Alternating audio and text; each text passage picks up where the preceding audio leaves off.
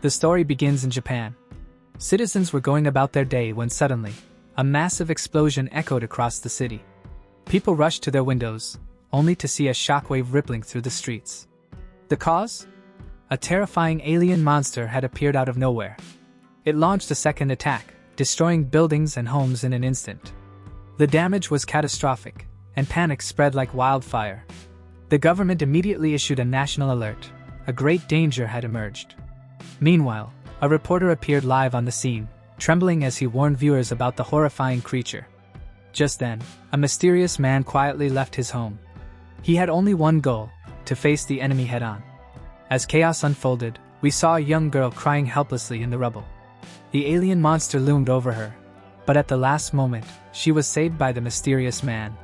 When asked who he was, he simply replied, "I'm just a hero for fun." That man was Saitama. He quickly learned that the monster's name was Vaccine Man, a being who wanted to wipe out humanity, believing humans were an evil plague on the planet. Vaccine Man mocked Saitama, powering up and declaring that Saitama didn't stand a chance. But Saitama wasn't scared. With one single punch, the monster was obliterated. The fight was over, before it even began. Saitama stood there, disappointed. He couldn't believe it was finished in just one punch.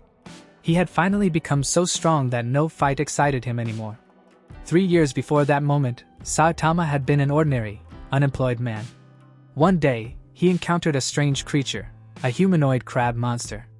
The monster explained that he had eaten too many expired crab patties, which turned him into this horrifying form. He called himself Crab Man. When he asked why Saitama wasn't running away, Saitama replied calmly, "I'm unemployed, and I'm not really in the mood to run." Crab Man found Saitama interesting, saying his eyes looked just as lifeless as his own. He then mentioned he was looking for a boy with a big chin, the one who drew on him with a marker, and he planned to rip his arms off. Moments later, Saitama actually met the big chin boy. Shocked, he asked if the boy had messed with a giant crab monster.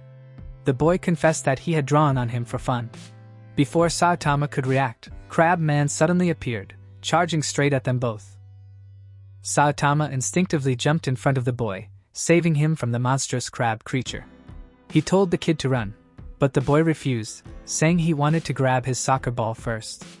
The crab monster, Mr. Krabs, grew furious.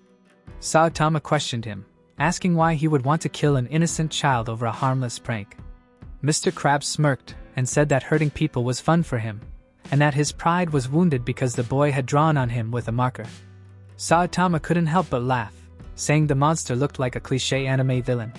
That insult pushed Mr. Krabs over the edge. He launched a deadly attack, and for the first time, Saitama felt the urge to fight back. In that moment, Saitama remembered his childhood dream, to become a hero strong enough to defeat any villain. He clenched his fists and challenged the monster to a real fight. Mr. Krabs roared in anger and began pummeling Saitama with his massive claws. He declared that this would be the end for the human. But Saitama wasn't done yet. With pure determination, he counterattacked, and in one swift move, he turned the tables. Like an Uno reverse card in real life, Saitama defeated Mr. Krabs and saved the boy.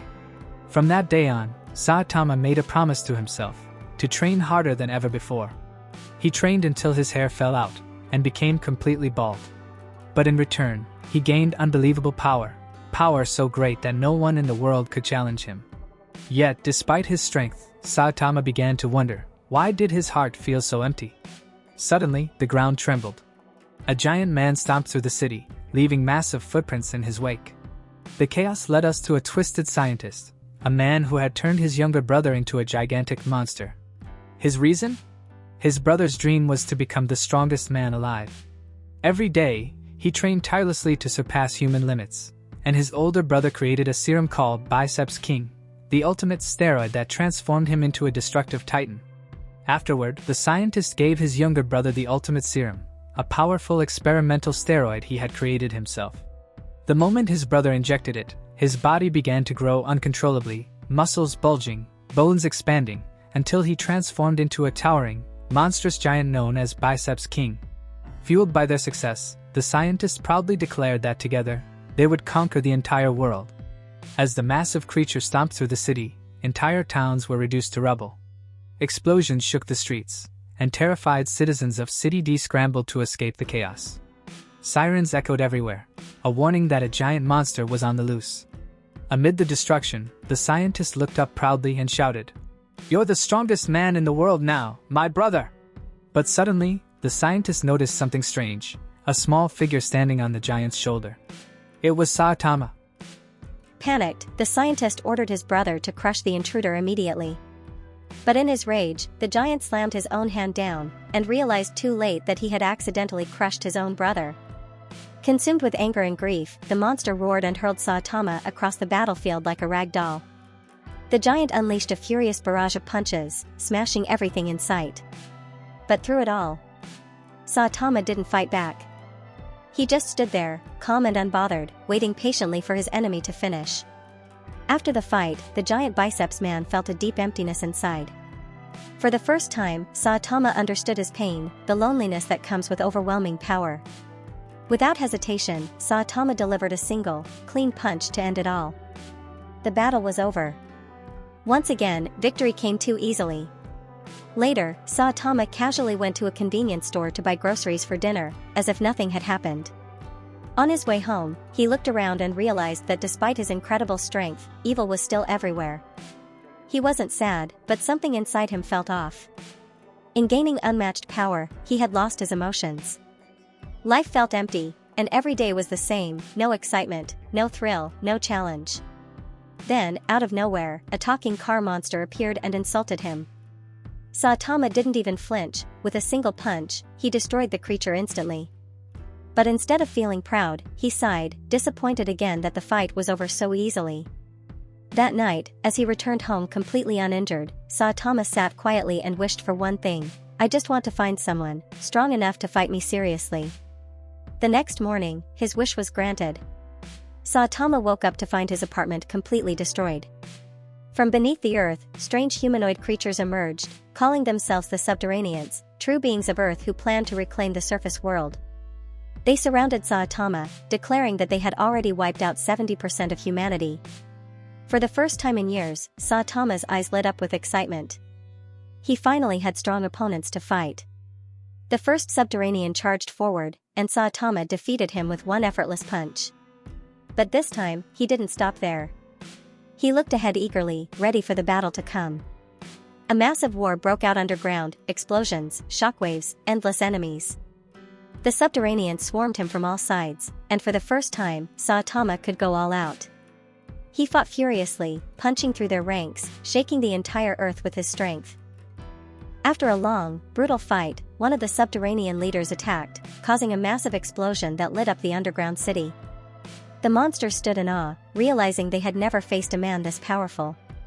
Then Saitama spoke calmly, "I'm just a hero for fun, and the surface world is under my protection." Enraged, the Subterraneans launched a final attack, but Saitama dodged every strike effortlessly, faster than their eyes could follow. At that moment, Saitama felt something he hadn't experienced in years: excitement. His heart started to race, just like it did during his very first battle. For the first time in so long, he could feel something again. As the final boss appeared before him, the mighty Subterranean king, filled with rage, Saitama charged forward, ready to face him head-on in an all-out battle. But just as the two were about to clash, Saitama suddenly opened his eyes. He was in his bed. It had all been a dream. Outside, strange noises echoed from the streets. He peeked through the window and saw creatures calling themselves the Subterraneans. Excited once again, Saitama stormed out of his apartment and punched the Subterranean king with full force, hoping for another wild, heart-pounding battle. But, to his disappointment, the monsters surrendered immediately and retreated underground. A few days later, Saitama was back to his dull, uneventful life. He stayed home, watched TV, and wondered if he'd ever find a worthy opponent. One news report caught his attention: there was a mosquito outbreak terrorizing the city. Ignoring it, he stepped outside to water his plants, unaware that the news had just issued a threat level demon warning for a deadly swarm of mosquitoes. As he finished watering, a tiny mosquito landed on his hand. Annoyed, he tried to smack it, but the little insect escaped unharmed. Frustrated, Saitama began swinging wildly, using all his power to kill the mosquito, yet somehow, it still survived. In the city of Z, chaos erupted as a massive swarm of mosquitoes filled the skies. Amid the panic, a handsome cyborg was seen chasing them through the streets. His name was Genos. While the citizens ran for cover, one overconfident thief decided to take advantage of the chaos. Thinking the mosquito warning was just an exaggeration, he went out to steal valuables. But suddenly, a dark cloud of mosquitoes surrounded him. Before he could react, the swarm attacked, draining every drop of blood from his body in seconds. Out of the shadows, a terrifying figure emerged, the Mosquito Queen. She was disgusted by the small amount of blood her swarm had gathered and demanded more. That's when Genos appeared. Without hesitation, he raised his arm and unleashed a powerful blast of fire at the queen. But she was no ordinary opponent. Genos quickly realized that she controlled the entire swarm, commanding thousands of mosquitoes to drain the blood of every human in the city.